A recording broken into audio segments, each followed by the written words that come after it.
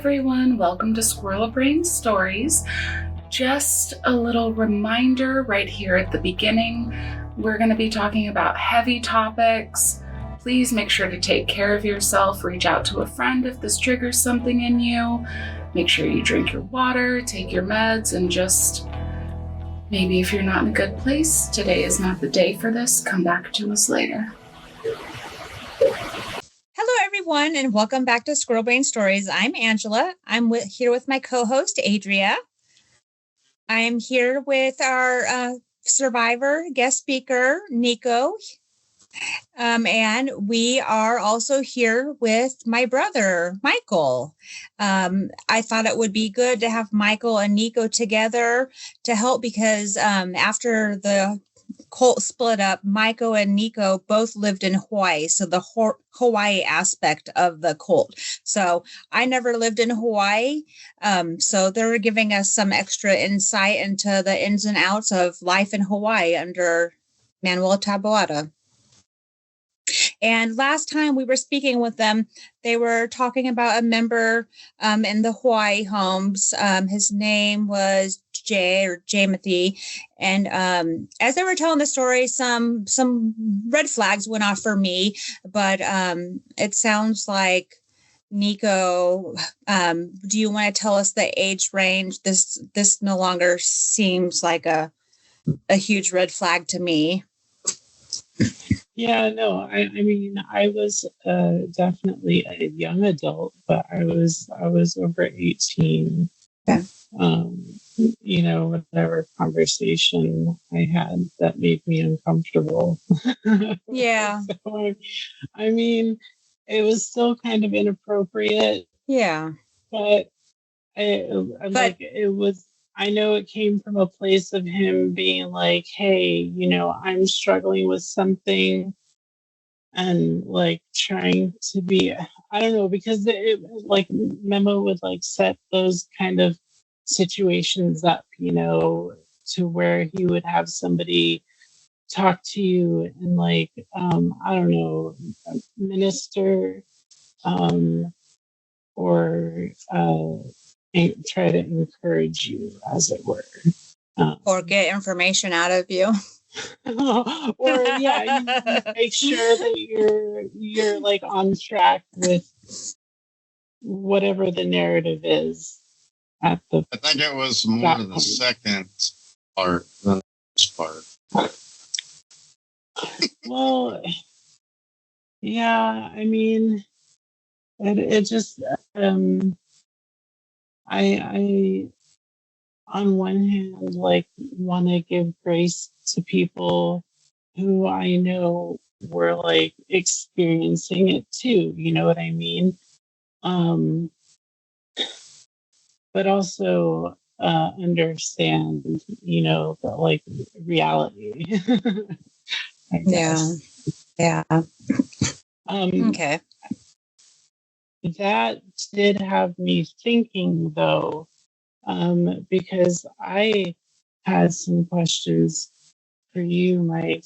I mean, I know that like you came to Hawaii, and I honestly at this very moment in time am like a little fuzzy on how it happened. Like I don't remember if you came at the same time everybody did or if you came later. I came later, like almost a year later. But we were still at Canella House. Yeah. Okay. Yeah, because I mean, I remember like it was like we were still growing up together, Yeah, that when I came, it was pretty much right after I got out of whatever PT, occupational therapy I had after my accident. Yeah. I had my cross-eyed, left eye was still cross-eyed. Excuse me. Bless you. I don't know what happened to my video here, but that was when I was going through migraines for like years, every single day. Yeah. I mean, you were dealing with a lot. You were just healing, and like I, I think it's incredible just because of the fact that you were in such like a major accident. And I'm sorry, we're just like talking about it like da, da, da. But Mike did have a really like crazy traumatic experience where he slammed into a tree and like, and I'm sorry, that's not my story to tell really, but I mean, it happened, right? And you just like defied all the odds, and everybody expected you to just. I mean, you have suffered. I know that, but you Yes. overcame so much, and you just like surprised everybody. I think. I still remember family telling me that the hospital was talking about putting me into a adult care home. Oh, Yeah. wow. Yeah, like you would need people to take care of you for the rest of your life. Yeah, that was why I got sent to Mystery Colt King's house. Because said the only way I could be released from the hospital was supervision. Your mic's cutting out. The reason I was sent to the King's house is because that I had to have 24/7 supervision. Because with the brain trauma that I had experienced, said that I could easily start the stove up, put something on the stove, and totally forget about it because I couldn't even read 3 words out of a sentence. Wow. I was able to remember what the first 2 words of the 3 words was by the time I finished the third. Yeah, I remember you coming to the King's house and living with us after the accident. And I remember, I think I was like, I think I had like all of your meds that I was keeping in the room for you or something like that. I don't know. I remember giving you meds when it was time. But I really didn't, talk a whole lot with you just because they always had me busy with, other stuff. And so I never really knew how bad. I knew that accident was bad, obviously, because all of your injuries, but I didn't know, fully how bad it was.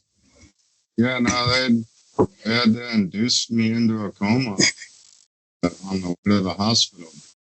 I wasn't it was busy.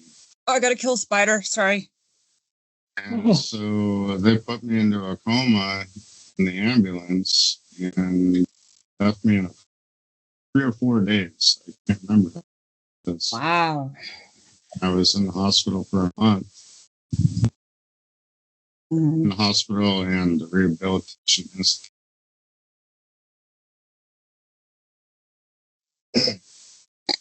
We can't hear you, Mikey. I was in the hospital for like a month, mixed with the Rehabilitation Institute of Hawaii. I spent like a week and a half there.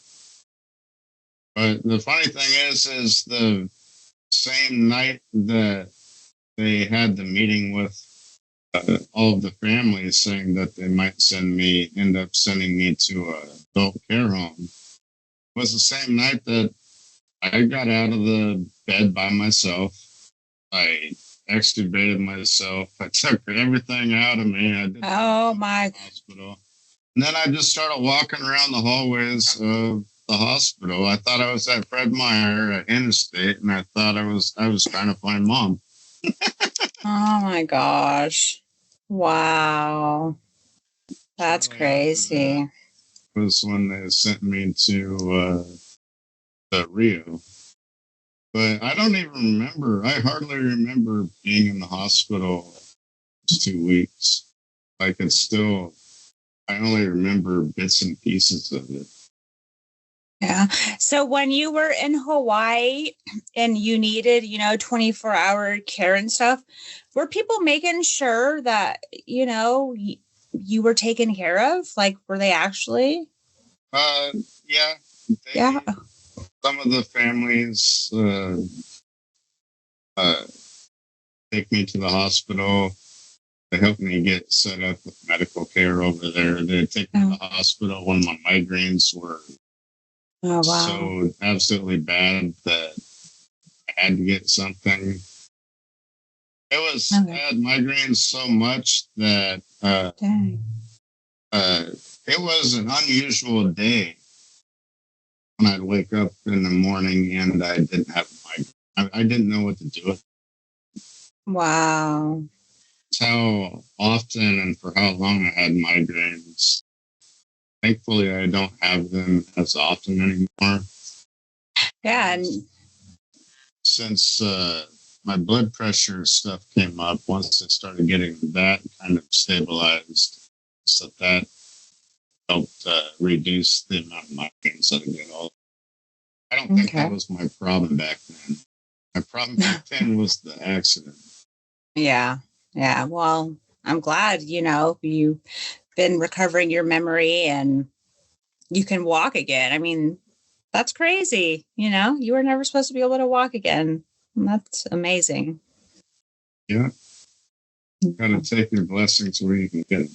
Yeah. Yeah. Yeah. That is for sure. Is there anything else that you remember, any memories that, you think are important that you want to share from Hawaii or, Memo, like, interactions with Memo or things you guys would do? You have something to say, Niko? I wanted to ask you, Mike, because for a minute there, we were really like heavily drinking and just kind of throwing caution to the wind. What was it that ultimately led to you just being like, fuck it, and not care anymore, basically? Not care as in stepping. As in, like just full on day drinking. And I mean, at some point there, I feel like we woke up with Long Island iced teas, and by early afternoon, we were over in Kailua. Oh, God, what Aikai Park Shopping Center. Jesus Christ. Yeah. We would go sit in front of this shopping center and do drugs and drink. And I like, honestly, the community, I don't know what they were all thinking, but like a group of people, because it was us and it was like our friends, Mike and Kayla, and some other people. They were pretty ridiculous back then. So one of the things that I've been noticing, because I've also I've also been in contact with some of the other cult kids from the Primo, after the Hawaii house split, Primo stayed as a leader, and then Luis, was a leader as well. So then they both ran their own siloed home church. As I'm coming in contact with these other survivors, I'm hearing the extent of the trauma and the seeking of drugs and alcohol. And it sounds like they also have one of their survivors that has passed away. And it's just really crazy. I mean, it's not crazy. Look at the life we lived, and can you imagine being brought younger into that environment and having your whole childhood in that environment? It's crazy. It's self-medication is what it is. It's trying to avoid feelings, basically. Trying to avoid feelings, trying to forget. Mm-hmm. And I think disconnected. Yeah. And I know I didn't really go down, I had a little stint where I was doing some heavy drinking, but that was just because of an ex-boyfriend. It was like social drinking, but I never went into the realm of drugs and except for pot, but that's okay. But to be fair, Ange, you had kids. You had different responsibilities that they didn't have. Well, and I think those things are what gave me a distraction. So, yeah, for example, like them, they're self-medicating to distract themselves from the pain, the trauma, the memories. Well, I was keeping myself busy with kids and raising a family and never giving myself 5 minutes to myself to sit down. Just go. Don't stop because you don't want to think. Yeah. I mean, part of it, I think, was not just trying to forget or self-medicating. We went so hard back then because it was like it was a sense of freedom knowing we got out of situation. It was something that we controlled, I guess. Yeah. We had control over our lives, whereas before, even though we still had control over our lives while there, we were made to feel like we didn't have control over our lives. And if we tried to take control, then all of a sudden we were the wicked evildoers, and we were going to hell for that one. And oh my gosh. We're going to die of some messed up communicable disease. Speaking all kinds of negative energy towards people that seemingly couldn't be controlled anymore. I mean, that was why I moved out, because I had gotten a job TV station, and Mo finally realized that he wasn't able to control me anymore. Yeah. It was after that when I started buying the alcohol.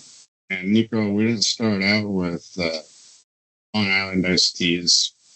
Actually started out drinking gin and coffee in the morning. Did you say gin? Gin. My boy. Then it went to Long Islands. Okay. I think maybe I joined in around the Long Island part. The Long Islands tasted a little bit better. You guys.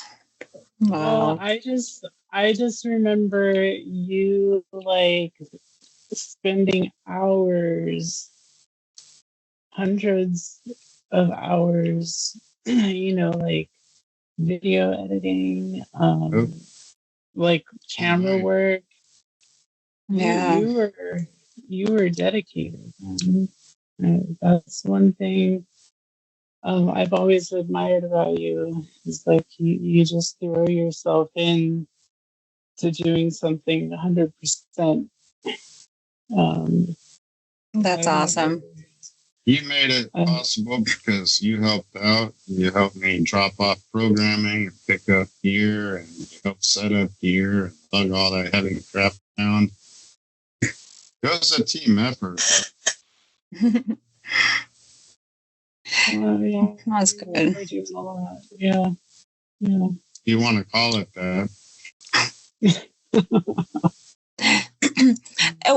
Another a question that I was wondering about, and I think I know the answer, but I just want to hear it. So in the Hawaii cult aspect, there wasn't the same amount of Hispanics, right? No.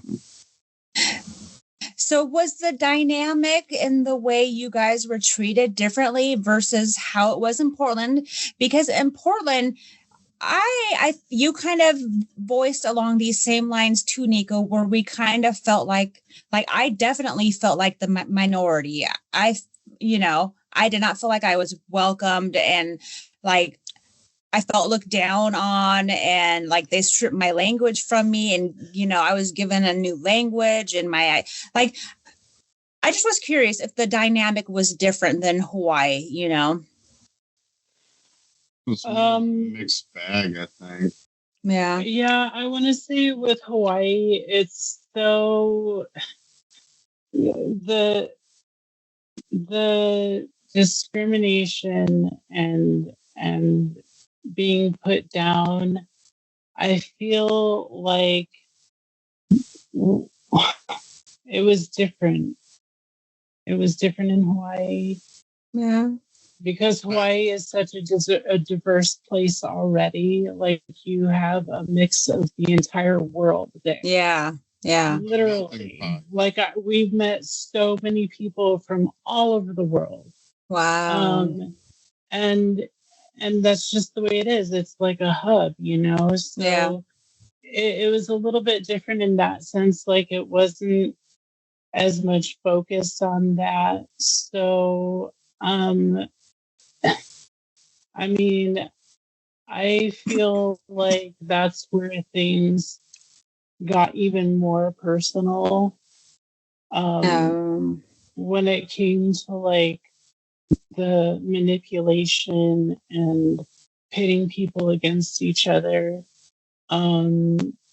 because it wasn't anymore like, oh, they're just the stupid white people, but it kind of was because, I mean, also in Hawaii, like typically the white people are the minority, it's just, I don't know. I mean, I guess that depends on where you hang out. But where we were hanging out, the white people were the minority still. Howleys. The Howleys, yeah. Howleys. Which in Hawaiian means no breath. Because the Hawaiian belief without spirit, without breath, the ha, which is the divine breath of life.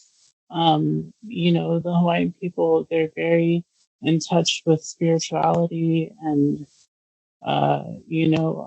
being connected, to everybody. So one of the things is when they greet each other, they meet the forehead and the nose, and they share with each other the breath of life. But when the white people came to Hawaii, instead of greeting each other that way, they put their hand out, and the Hawaiian people didn't understand that. So they called them without breath because they didn't impart the breath of life to them when they met. Interesting. To them, they're more darker toned skin. Mm-hmm. So they looked at the white people as like they were almost like they were ghosts. Yeah. They didn't have the darker tint in the skin. So some of the degrading, an aspect of the degrading and those types of things was better than in Portland. But the manipulation tactics were a little more, were different, it sounds. I would say what Niko has to say about this, but I would say that, how in Portland it was more white people were, the bad people were the ones that weren't in the in crowd so much. Mm-hmm. Over there, the ship kind of shifted towards those people that really had problems mentally or really didn't want to so easily conform that they were the ones that the focus was on, brought on to in Hawaii. talk down against and talk bad against behind the backs. Wow. So still a lot of using people against people and people watching you, relaying messages to leaders so that, yeah. Constantly being watched, right? Still the same thing of turning each other against each other and trying to all to fit whatever narrative being played out at the. Wow. Well, because that's an effective method of control, right? Memo doesn't have to individually control all of you. All he has to do is control an inner circle of you, and they will do the job of keeping the periphery in line. Yeah, and when he would set his sights on someone, he would go for hours and hours and days. Oh my gosh! There'd be like 6-hour or longer led studies some mornings and evenings, and he would go on just unleashing the cannons on whoever talking bad about, whether it's somebody within the ministry / cult or even someone in outside churches or fellowships that we're participating in. It didn't really matter. It all depended on how they rubbed a certain someone the wrong way. Suddenly they became the target. Yeah. If you didn't, Studies to be centered around. Which it didn't makes really matter who you were. And it's just kind of funny because knowing now that that's how he operates, he calls you out in the Bible studies in front of everyone and degrades you when you did something that got on his bad side, which makes me wonder, what did the Gibsons do? Why would he call them out? Do you remember how he would call them out? And they weren't even there, Mm-hmm. Well, like, did they not give enough money? I mean, whoever knew for what reason he was going to badmouth somebody, Oh, I know. I mean, because, and it would be like you would talk to him and everything's fine, or at least not bad, and the next thing you know, somebody's telling you, oh, well, he was telling so-and-so, X, Y, and Z about you. Yeah. And, how you're just so horrible and, you don't care and you'd rather just be, I don't know. I think the tactic was to cause division because when there's division, you're not unified and you can't support each other and give each other strength to do things like maybe get out or things along those lines. Yeah, if everybody put their thoughts together, they start to question. Yeah, exactly. Well, I mean, I didn't. Yeah, I started questioning things. I mean, pretty quickly because I remember. Well, if we want to talk about the Gibsons for a second, no first names though. No, but we had received like a card. I think it was a card from them asking how we were. It went to the P.O. box. But I remember, and this is some part of my interaction that I had with Luis when you all came to Hawaii. Oh, yeah. Yeah. So they sent this card asking how we're doing or whatever. And I don't remember exactly, like, I just know there was like a hullabaloo about it, and there was a Bible study probably spent on it, how, oh, they're just spying and they're trying to get our information and steal, or, whatever the paranoia was. But I somehow, I think I found it in the dirty laundry or something. Anyway, I took it and I wrote a reply, and I was like, no, we're good, because we were happy. I mean, I was happy. Going to Hawaii was like one of the best things that ever happened in my life, because it got me away from my abuser, at least my sexual abusers, Yeah. So I was like, yeah, we're good. Thank you, for asking how we are. I mean, because I just remembered them being our friends for a really long time. And then all of a sudden we weren't allowed to talk to them, and they're evil. And, so it was a little weird, but I replied, and I don't even remember when it was that you guys came to Hawaii. It was in December or January or February, because my younger son was a baby, remember? So he might have been about 6 months old, because he wasn't walking yet. So it would have been, and I know it was while we were gone in Hawaii, that's when they had one of those bad ice storms in Portland.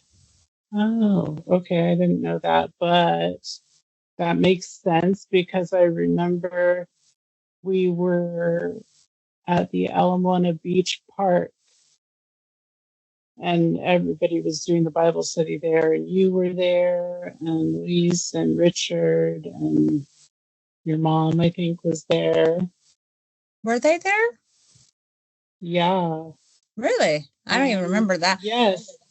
I remember because I tripped and fell knees first into this mud puddle. And basically, mostly my pride was hurt. But Richard laughed at me for 5 minutes. Oh no! It was. I was just, I at that point, I was like, okay, I don't like this guy. Because to him, it was just so hilarious, and belly laughing, not just. Oh my gosh. Yeah. So, meanwhile, you're embarrassed trying to hide. How horrible! I was a kid. I was probably 15. And all fat and awkward. Because I struggled with my weight my entire life. And then, but then the Luis part. We were in Waikiki, and we were doing the thing where we walked around and hand out tracts to people, and and for some reason he and I broke away from the pack, and I think we had to go get something from the car. I don't remember exactly what we were doing. But he was telling me about something, and he kind of made this backhanded comment at me, and I was like, oh, well, because something he said was dishonest, and I was like, well, I'll just tell everybody how you lied. And I don't even remember what I said, but then he was like, oh, okay, fine. And then I'll tell everybody how you wrote a letter to the Gibsons in Oregon. And that scared the shit out of me, to be honest with you, because I was like, oh, great. Now everybody's gonna hate me, right? I've communicated with the enemy. Uh,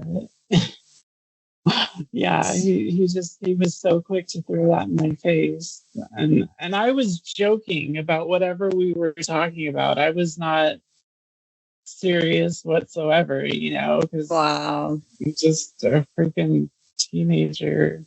Yeah. Shit. Were you? Yeah, I know. Were you in Hawaii, Michael, during that time as well? The time when we went to go visit? Yeah. Oh, I went there after. Oh, after. Okay. Okay.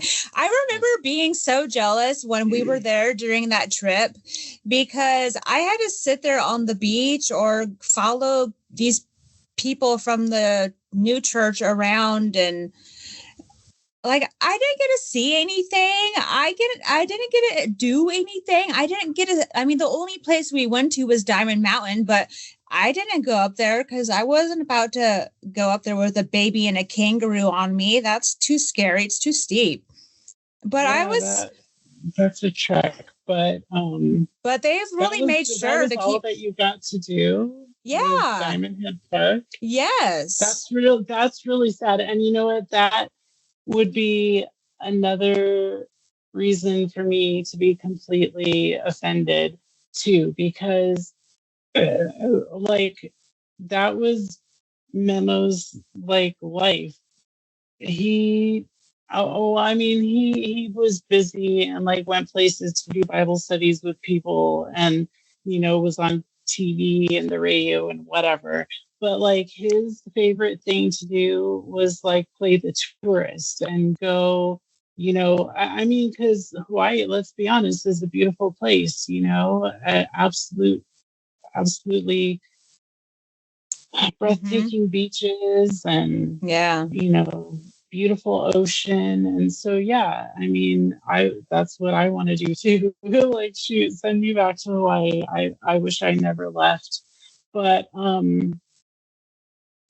yeah, he loved to do that. He would spend all day driving around the island, and I mean, he was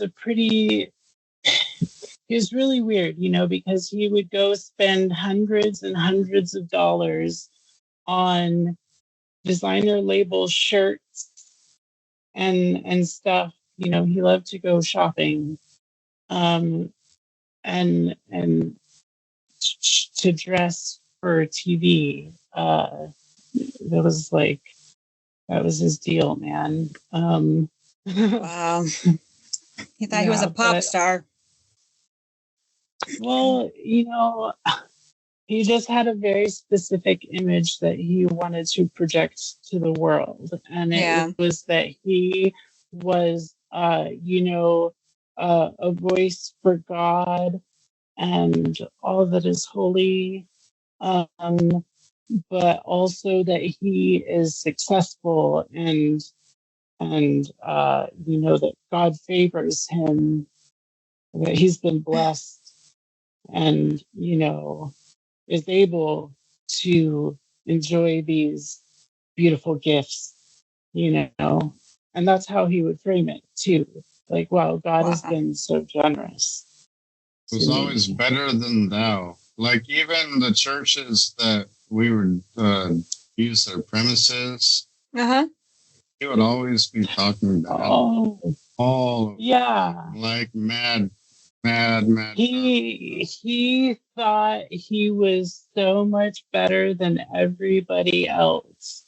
And anybody who listened to him was really blessed, and just really like, as long as they were following through and doing what he wanted them to do, they knew what was going on. But and I mean, some of the big church names in Hawaii, like, no joke, two of the bigger churches, one of them, like, we used to go Bible study. It's so weird. The mom and dad of the pastor of the church that we participated with in Kaneohe, his parents lived in Portland, and there was this Burger King off of 84. It was over by that shopping center. Lloyd Center? No, not the Lloyd Center. Oh, in Hawaii. Mall 205. Not Mall 205. Thank you. Yeah. There was a Burger King over there that they would go every single morning and like have breakfast there. And it was like Memo's spot too. That's where we would go 6 o'clock in the morning. He would go and he would get himself his little breakfast and read the Bible and stuff. And he would often. Did you ever go with him? We moved to Hawaii. Yeah, that was back when you could get Whoppers for 99 cents. Oh man, do you remember when the Whopportunity? Guys, do you remember being loaded in that Econoline van and going down to Northwest 23rd and handing out the little, back to the cross pamphlets, and then on our way home, we were allowed to get one Whopper, so we all would say heavy all. Yep. Heavy all. So that we would get fuller, to have extra lettuce and tomatoes, and you wouldn't need fries or a soda. Do you guys remember that? Yep. I do. I remember that. It was a Whopportunity, and it was a thing in Portland at the time. I remember, and I would say that to people, and they'd be like, "A Whopportunity? What the fuck is that?" And I'm like, "No, really. Like, it was a Burger King thing. I can't believe like they didn't do it in other places, but." And the van, do you remember how full the van used to be packed? Like people were sitting on the floor, and oh my gosh, we must have had around at least 15 people in that van. Yeah. Well, there were so many things that did, like, I'm remembering now that I really liked. Like, one of my favorite places in the world is Pioneer Square, because I just remember that we would go over there and like talk to people. And that's even to this day, like, I love Pioneer Square. I don't know, like, I haven't been to Portland in a while. I've heard like some horrible things about people getting shot and stabbed and stuff. Yeah. I don't know.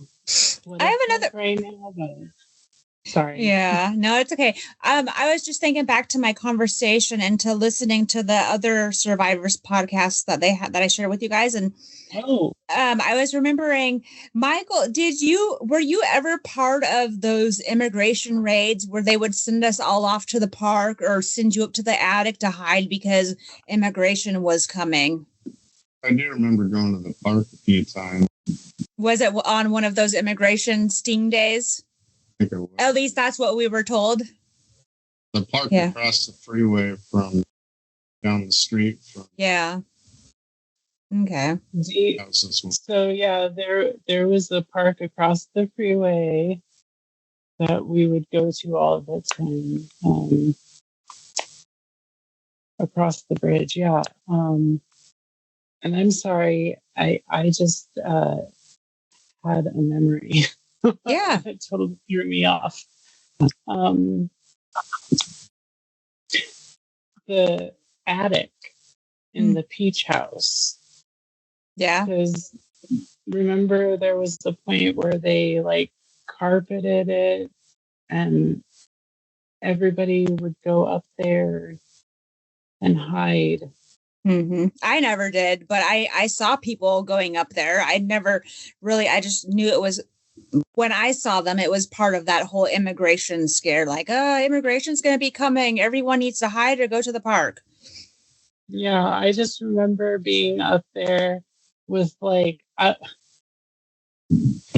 probably like 35 people. I mean, there were like sardines in this attic, and it was so hot. I bet. I mean, yeah, attics are no joke.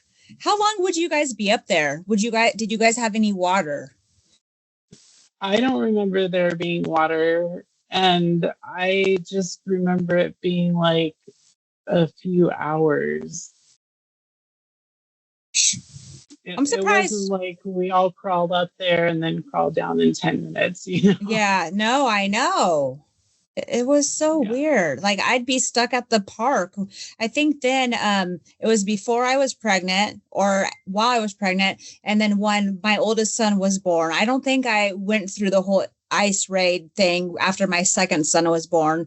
But yeah, I remember being at the park for hours in the sun and it was so hot. And I mean, at least I was nursing because I didn't have to worry about a bottle. But oh my gosh, it was horrible. Well, I don't know if we can say their name, but the one from the podcast, she was talking about how I think her and her sister were in a van at the park in like the middle of the night or really early in the morning. You heard that too, and I was like, okay, what in the world? Because I don't remember the raids at nighttime, but you know, they were very good about keeping us siloed. Like you really were only allowed to have communication with certain people, and they were very good about monitoring your interaction and keeping you away from people they didn't want you talking about, even though you guys were all living in the same community or, you know, in one of the 3 houses that were a block apart. But I heard that and I was like, in a van at nighttime? I was like, yeah, that's weird. I don't know what that's about. And for a little kid, I mean, that's got to be That's scary. Like when you're supposed to be in bed. Yeah, you're supposed to be in bed and you have to run out because ice is coming. And I'm sorry, it broke my heart when I heard her say about her parents discovering her sexual abuse, that she was caught. She was caught. And I was just like, oh, and then I was like, well, yeah, shit, I kind of say the same thing myself. But well, I think she phrased it like that because in her mind, she was caught because she was physically punished. She got in trouble. Yeah, she was punished for it. That. I'm sorry. That's too fucking much for me. But I understand because it happens to me. Like, no, I get it. Like, I get it. But it's like a blow to the gut, you know. That's why I really believe that, you know, parents, when your children come to you to tell you that someone is touching them inappropriately or something is going on, listen to them. Children do not make this shit up. I'm telling you. I mean, maybe if, you know, there's extra problems going on in the house and the whole house is like a crazy thing. I mean, I don't see why I don't think a child would ever make anything like this up. And from my own experience, as soon as my daughters told me something was up, I was like, you come pick him up, get him out of my fucking house right now. You know, no ifs, ands, or buts, like done. Yeah. You know, the reason that I never said anything, okay, well, I did say something and then I got that weird like threat thing happen. But I remember one day being, I had just been, you know, taken advantage of by somebody that was not very nice to me. And I was upset and I was angry about it. And I said, I'm going to go tell, you know, as much as I didn't want to do that, I was really angry because they were not very nice. And I went to talk to my mom and she just like shut me down, man. She was like, nope, and I don't know what the hell she was going through. that time in her life. I know that it couldn't have been very nice because they weren't nice to anybody. And I know that my mom, she struggled a lot with her weight through her life too, and that was a big thing. Like Memo thought fat people were disgusting.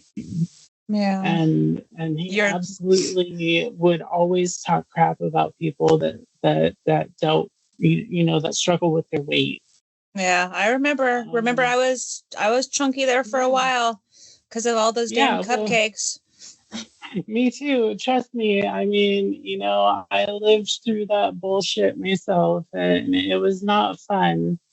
So, I understand that she must have been going through something, but she shut me down, man. She told me, don't want to hear it. If you have to say something, you can go tell Memo, or you can go tell your dad.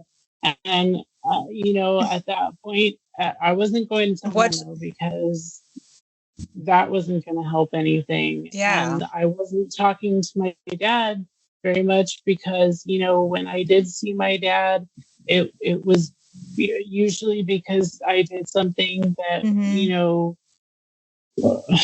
upset somebody and I was being punished, and that's a real sore spot for me because, I know. I love my dad, I mean, he stepped up for my family at a time that was really important, when I was really, really young. And, he was a great dad until we got to the cult. And then, he started letting people tell him what he should do in raising his child rather than, I don't know, but that's a whole nother story. Yeah. I'm sorry, Niko. I'm hijacking it. Yeah. No, I'm sorry. No parent should ever be rejected by, no child should ever be rejected by their parent when they're telling something that devastating. That's just unexcusable. Yeah. I mean, I'm sorry, but I probably it's horrible. Saved a lot of grief if I would have gotten out sooner. And again, we do that would have thing. But yeah. Well, no, I mean, if I would have gone and really like laid it out I didn't really have words for it at that point, even, I don't think. But you probably didn't know what it was. I mean, what the words were. Yeah, well, I really didn't, even though it was happening, and God, I was just a freaking kid. Like I didn't know anything. And Mikey, I think I might have asked you before, but had anyone ever touched you in any way that was inappropriate during your stay in any of the houses? No, there was some, not in the cult, but there was some times where it got a little uncomfortable. We'd go to other cities, houses, and stay overnight. Okay, so you would go over to other houses and stay the night while you were in the cult?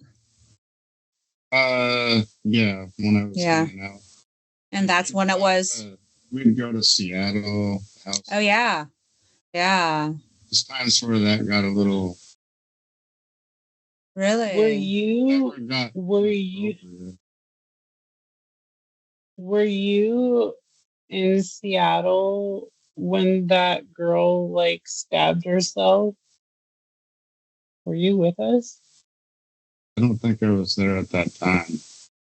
Oh. I know one time, Niko, we went up to Seattle in the big yellow school bus and we stayed at some lady's house, but I don't recall a knife event because I probably was asleep. Yeah, no, I think at the point that we had gone, we didn't take the bus. In fact, most of the bus trips, I was not included. Oh, really? Because I was a freaking weird kid. And I think that they just didn't really want to deal with me. So I usually ended up like staying back with my grandma. Like my grandma would not go. So I want to tell you something, Nito. Niko, okay? You were not weird. You were just a kid trying to be a kid in the environment that you were provided. Thank you.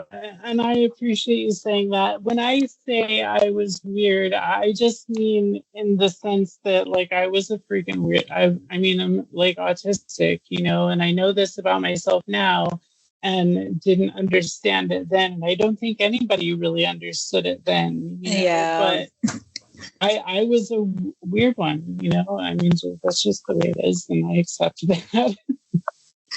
The biggest reason that they had me go, like for a while there, we'd go weekend down to Seattle or up to Seattle. Yeah, every weekend, right? Yeah, I think that was just to get me more twined, more involved, so that they can get me to be there. So, like, nothing ever happened.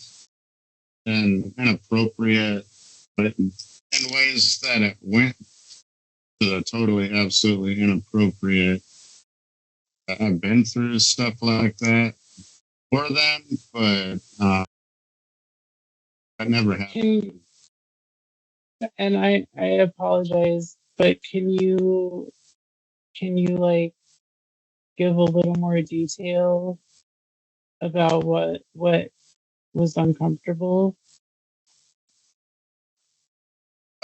Just the way that other guys would want to sleep really close, almost like they were trying to snuggle. Yeah. No, that was like definitely a thing. Yeah. So they would try to get maybe a little too close. Yeah. You know, I mean, I think it like maybe I understood it as a cultural thing that was how I it was just something. Yeah, it was like something that the boys did, you know, like if you snuggled a little bit at night, that was normal. Well, I mean, that's how it was. The rooms were packed even during the I mean, because you were so close to each other already. You were already so close to each other. So, I mean, it's like you shouldn't feel bad about waking up and your legs being tangled together and maybe like, you know, your arms around somebody else, because it was just like you were all there anyway. And like sometimes, you didn't have a blanket. And I mean, that seems weird, but it's true. So, you know, in the winter, it gets cold. And that was like, I don't know, it was just, but yeah, it was like a cultural thing. It wasn't good or bad, I guess.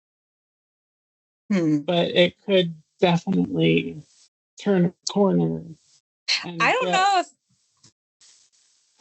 know if that's a cultural thing. When I was in Mexico, yes, the husbands and wives sleep in the same hammock.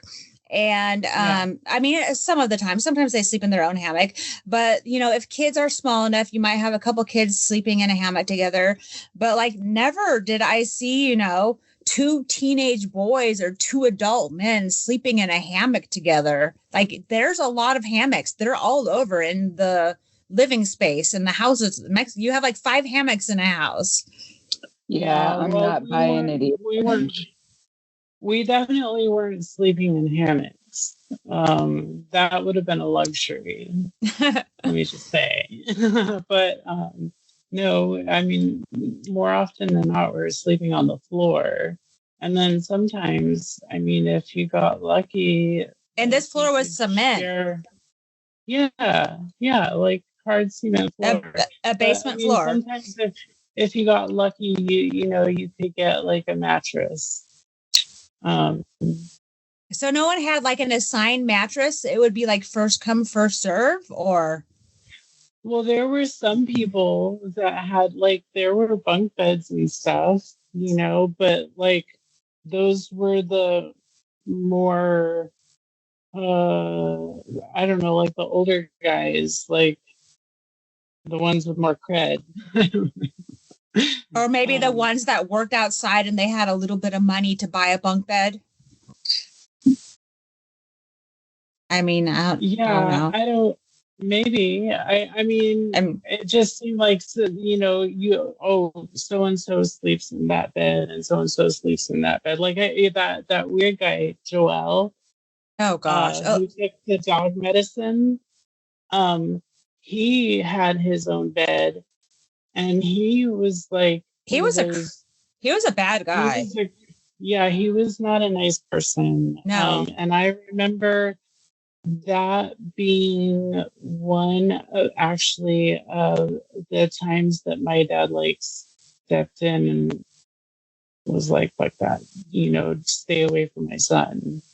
Wow. You're not allowed to be around him, because he did something to someone else. Oh, I know. Two little kids. My ex-nephews, 6 and 7 year olds. Yeah, because I used to hang out with them and spend the weekend. And that was another thing. It was like we were all sleeping, and I don't even know how, but like somehow we all ended up in our underwear, sleeping on the same mattress. And I was just a kid too. Like I don't even remember. I was probably like 10. So did you take off your clothes to sleep in your underwear, or did you wake up and they were just off? No, I think, we took our clothes because it was hot. It was summer, and we're sleeping in the basement of the Blue House. Yeah. So, real close quarters too, so it was not cool. And so, that's probably why we ended up in our underwear. But I remember that. Those two little boys, and I don't even in this very moment remember their names, but like I spent a lot of time with them. Yeah. No, I have their names down on my list of victims because they were victims. Yeah. Well, and there was also someone else, I think, that had an experience with that man that will at some point maybe be on the podcast. So I'm not going to say much more about that and let them tell their story, but that's a possibility. Okay. Yeah, his whole family, they were, his sister, that was the guy that had the sister that had stabbed someone and went to jail. Yeah, right? If I'm remembering things correctly, yes, that was his sister. Yeah. And it was a weird family thing because his younger brother came, and I remember like he got chased out because he went in the closet, was like huffing paint or something. Because I just remember like he came out of the closet like all dazed out of his mind and like paint on his arm. Oh jeez. Yeah, that was the whole thing. I felt really bad for it because it's good, but yeah. Crazy. Well, I think we're at a wrapping up point for here. I think we should save some stories for next week. So I think we will, right? Do you guys agree it is a good stopping point now? Yeah. Okay. So we will see you guys next week. If you guys need to reach out to us, please email us at squirrelbrainstories@gmail.com. Please listen, follow, share Squirrel Brain Stories. We're on YouTube, Spotify, Apple Music. And if you have some expertise in any of the areas that our stories are showing gaps, please reach out, because we are putting together a panel of specialists to create some systemic policy change. So exciting stuff. But we will see you guys next time.